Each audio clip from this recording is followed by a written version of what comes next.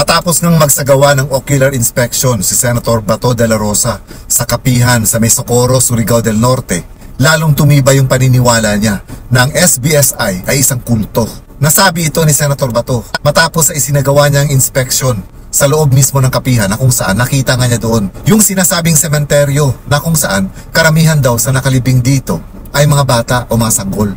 Napansin din daw niya na nung magkaroon sila ng dialogue together sa mga members ng mga SBSI, kapansin-pansin daw na pare-pareho halos yung mga sagot nitong mga miyembro sa mga tanong niya. Kumbaga uniform pati yung mga sagot nitong mga members.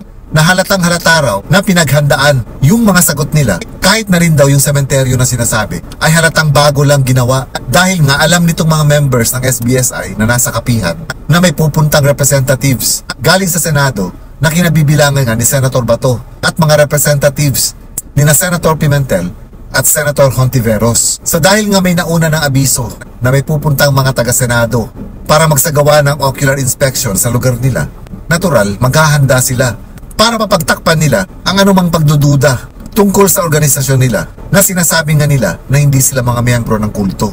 Nakakagulat kung napanood ninyo yung video na kung saan pinuntahan ni Senator Bato yung sinasabing sementeryo ng SBSI na karamihan ng nakalibing doon ay mga bata o mga sanggol.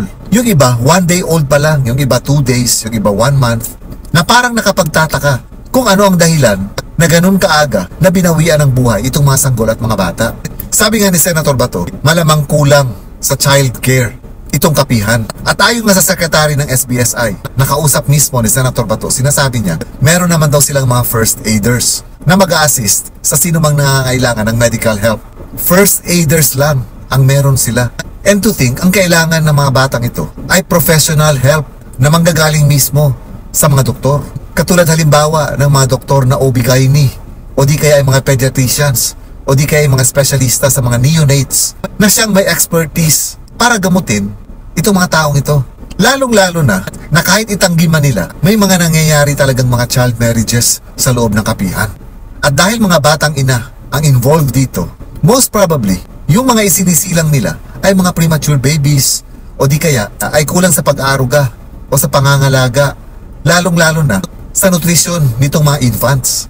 At sa palagay ko, ito yung mga dahilan kung bakit maraming batang namamatay o mga sanggol na namamatay dun sa kapihan.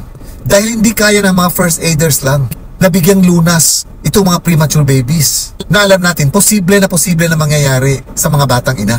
At dahil mga batang ina sila, sigurado rin na wala silang alam sa proper infant care. So kailangan meron talagang isang proper pediatrician na magga-guide sa kanila kung paano ang tamang pangangalaga sa isang sanggol. At dahil nga mga first aiders lang ang meron sila, natural, magiging mataas ang percentage ng death, lalong-lalo na sa mga infants. Nakakagulat din yung sinabi ng isang magulang sa harap mismo ni Senator Bato nung nagkaroon sila ng dialogue na kung saan sinabi ng isang ginang kung halimbawa daw na in love or nagkakaroon ng pag-iibigan ang kanilang mga menor de edad na anak, ay wala na daw silang magagawa doon. Tama bang sabihin ng isang magulang ang ganon? And to think, menor de edad yung mga bata na sinasabi. Kaya nga may sinasabing parental authority para ito sa mga menor de edad na alam natin hindi pa kayang gumawa ng mga desisyon sa buhay, lalong-lalo na ang magkaroon ng pamilya sa murang edad. So para ano pa na magulang sila kung hahayaan lang din nila at hindi nila gagabayan itong mga anak nilang mga menor de edad at hahayaan na lang nila na mag-asawa ang mga ito?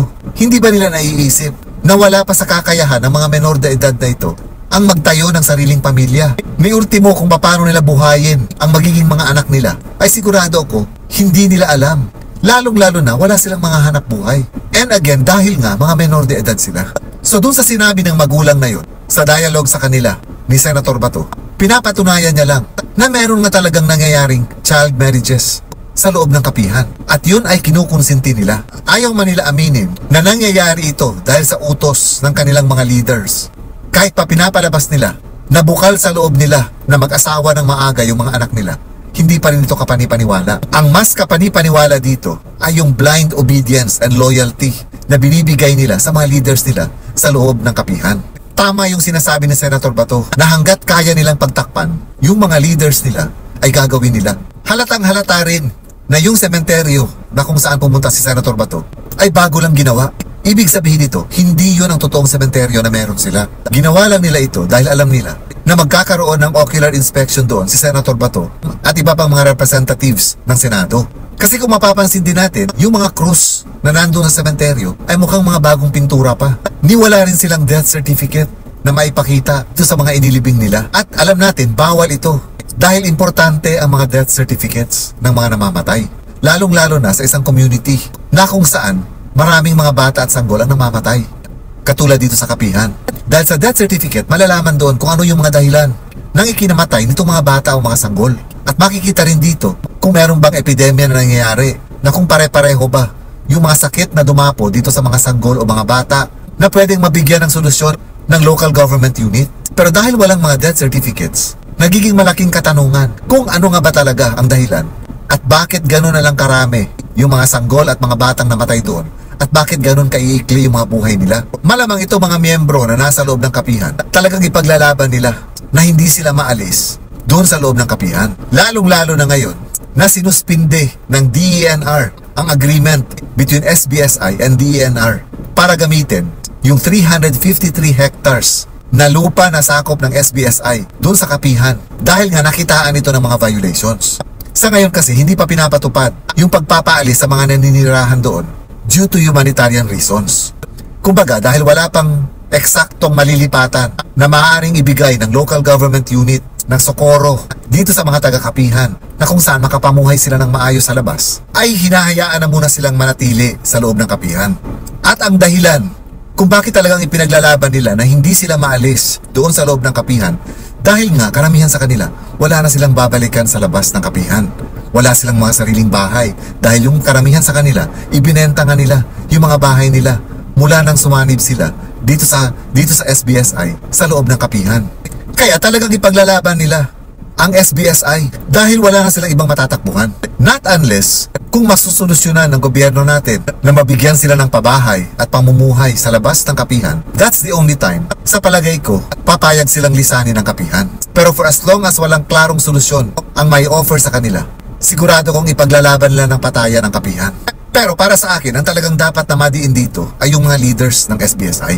Kasi itong mga miyembro nila, sumusunod lang ito sa mga utos ng mga leaders nila. So kung meron man ditong dapat managot, ito yung mga leaders ng SBSI na talagang kinorap nila at brainwash itong mga miyembro nila. Maaaring tinakot din nila para sundin yung mga utos nila. Ganito kasi ang typical na kulto. Magkakaroon ng blind obedience ang mga miyembro nila. Hindi dahil sa talagang naniniwala sila, kung hindi dahil natatakot sila dahil sa mga banta kung titiwalag sila. Grabe rin yung tindi ng obedience nila na kahit mga sariling anak nila ay kaya nilang ialay. Masunod lang ang gusto ng mga leaders nila. Kumbaga, tinanggal na nila ang lahat ng mga karapatan na dapat ay meron sila. Ang bumubuhay sa kanila ngayon ay ang bawat utos at bawat salita ng mga leaders nila na pinaniniwalaan din siguro nila talaga na ang mga leaders na ito, lalong-lalo na si Senyor Aguila, ay reincarnation nga ng ating Panginoon. In fact, galing mismo sa mga dating miyembro ng SBSI, sinabi nila na ang gumaganap na doktor sa loob ng Kapihan ay si Senyor Aguila. Isang tao na hindi nakapagtapos ng pag-aaral. Ang pinaniniwalaan nilang manggagamot sa loob ng Kapihan. Ang pagiging doktor, alam natin, taon ang binibilang bago matapos ang kursong ito at matawag silang doktor. Pero si Senyor Aguila na pinaniniwalaan nilang manggagamot sa loob ng Kapihan, ni high school ay hindi nakapagtapos. Di ba ito isang napakalaking kalokohan? At hindi ko maisip kung paano sila naengganyo na maniwala na kayang gamutin ni Senyor Aguila ang anumang karamdaman na meron sila. Ganon katindi ang naging impluensya nitong mga leaders ng SBSI sa mga miyembro nila. Pinangakuan sila ng kaligtasan. Pero ang totoo nito, sinasadlak sila sa kamangmangan at kahirapan. Kaya para din sa akin, dapat nang matigil itong kulto ng SBSI at mapanagot itong mga leaders sa ginawa nila, hindi lang sa mga nasawing mga miyembro nila, kung hindi pati na rin dito sa mga miyembro nila na talagang nauto nila sa mahabang panahon. Wala nga lang nakitang private army at yung sinasabing Shabu Laboratory sa loob ng Kapihan. Well, dahil nga siguro nakapaghanda sila na linisin nila yung Kapihan bago dumating itong mga taga-Senado. Pero ako personally, naniniwala ako na may private army sa loob ng Kapihan. At may ibang negosyo, maaring illegal, sa loob ng Kapihan. Kasi paano naman sila nabubuhay sa loob kung wala silang mga hanap buhay? Sa dami ng mga miyembro na more than 3,000 members ang meron doon sa loob ng Kapihan, saan sila kumukuha ng pantustos nila sa araw-araw nila? Kaya sana nga mapabilis ang case build-up laban dito sa kultong ito. Nang sa ganon, matigil na yung mga kalokohan nila, yung mga pagkokorap nila sa mga kaisipan ng mga miyembro nila at yung mga pang-aabusong ginagawa nila sa mga miyembro nila. Oras na para matigil ito at mapasara ang kapihan at mapanagot ang mga taong nasa likod ng kultong ito.